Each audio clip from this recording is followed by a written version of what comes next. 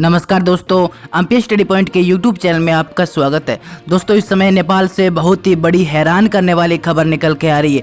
जी हां दोस्तों, जिस तरह से नेपाल में कोरोना महामारी का खतरा बढ़ता जा रहा है, तो उसे देखते हुए नेपाल के प्रधानमंत्री केपी शर्मा ओली ने पूरी दुनिया से मदद मांगी है। जी हाँ दोस्तों, नेपाल के प्रधानमंत्री केपी शर्मा ओली ने अखबार में कुछ ऐसा लिखा जिसे पढ़कर दुनिया हैरान हो गई। तो दोस्तों, इस वीडियो में हम यही देखेंगे कि नेपाल के प्रधानमंत्री केपी शर्मा ओली ने अखबार में क्या लिखा और किस अखबार की मदद से उन्होंने दुनिया से सहायता करने के लिए अपील की है। इसके अलावा दोस्तों, कुछ अन्य रिपोर्ट भी नेपाल से निकल के आ रही है, जिसे देखकर और जिसे सुनकर आप भी हैरान रह जाएंगे और आपको भी लगेगा कि सच में अब नेपाल को पूरी दुनिया की मदद चाहिए। तो चलिए दोस्तों, पूरी रिपोर्ट हम देख लेते हैं। साथ ही अगर आप इस चैनल पर नए हैं तो चैनल को सब्सक्राइब करके बेल नोटिफिकेशन ऑन कर ले, ताकि इस प्रकार की प्रत्येक अपडेट आप तक पहुंच के सबसे पहले।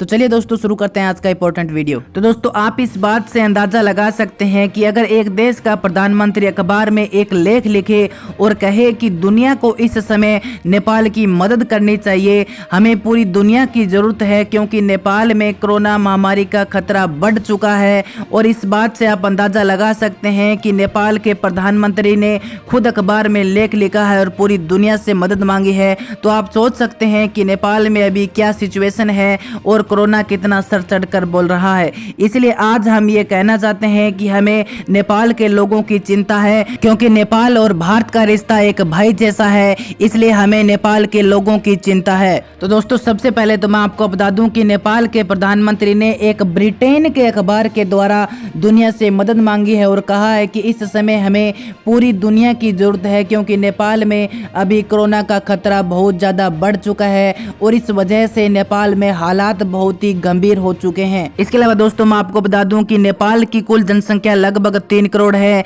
यानी यह भारत की जो राजधानी है दिल्ली, इससे भी कम नेपाल की जनसंख्या है। लेकिन समस्या ये है कि जहां नेपाल में एक महीने पहले 100 नए कोरोना के मामले मिल रहे थे, वो आंकड़ा अब 10,000 से भी ऊपर निकल गया है। जी हां दोस्तों, अब एक महीने में संक्रमण का स्ट्राइक रेट 1200% तक बढ़ चुका है नेपाल में। और इसीलिए नेपाल के प्रधानमंत्री ने ब्रिटेन के अखबार में लिखा है कि जिस तरह से नेपाल में कोरोना का संक्रमण बढ़ता जा रहा है, तो इस रफ्तार को देखते हुए हम बिल्कुल घबरा चुके हैं और इस समय हमें देश और दुनिया की तत्काल मदद चाहिए। इसके अलावा दोस्तों, हैरान करने वाली खबर यह है कि नेपाल में 1 लाख लोगों पर एक भी डॉक्टर नहीं है। जी हां दोस्तों, नेपाल की पूरी जनसंख्या लगभग 3 करोड़ है और 3 करोड़ लोगों में से 1595 आईसीयू बेड है नेपाल के अंदर।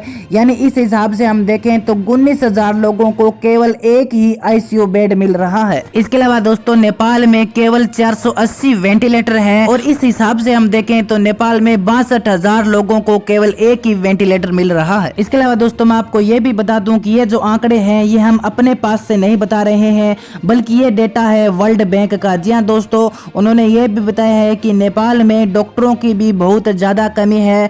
नेपाल में 1 लाख लोगों पर 0.7 डॉक्टर ही हैं, यानी 1 लाख लोगों को एक डॉक्टर भी नहीं मिल रहा। इसके अलावा दोस्तों, चिंता की एक और बात यह भी है कि नेपाल के 77 में से 22 जिलों में अस्पताल में बेड्स की भारी कमी है। यानी ये वो जिले हैं जहां संक्रमण अगर तेजी से फैले तो लोगों को अस्पताल में इलाज ही नहीं मिल पाएगा और हजारों लोग बिना इलाज के ही सड़कों पर ही अपना दम तोड़ देंगे।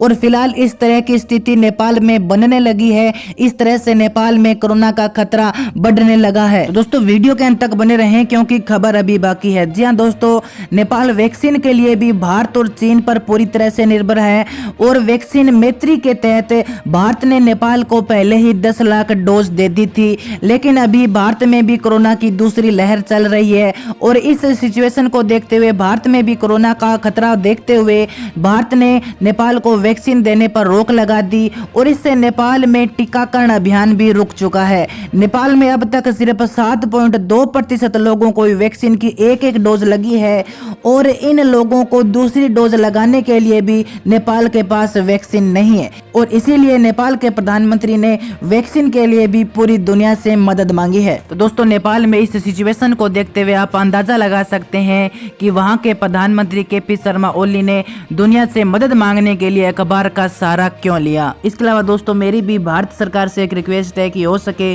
तो अपने भाई नेपाल की कुछ न कुछ मदद जरूर करें। तो आज की वीडियो में इतना ही, मिलते हैं अगली वीडियो में एक नई अपडेट के साथ। तब तब तक के लिए जय हिंद, जय नेपाल।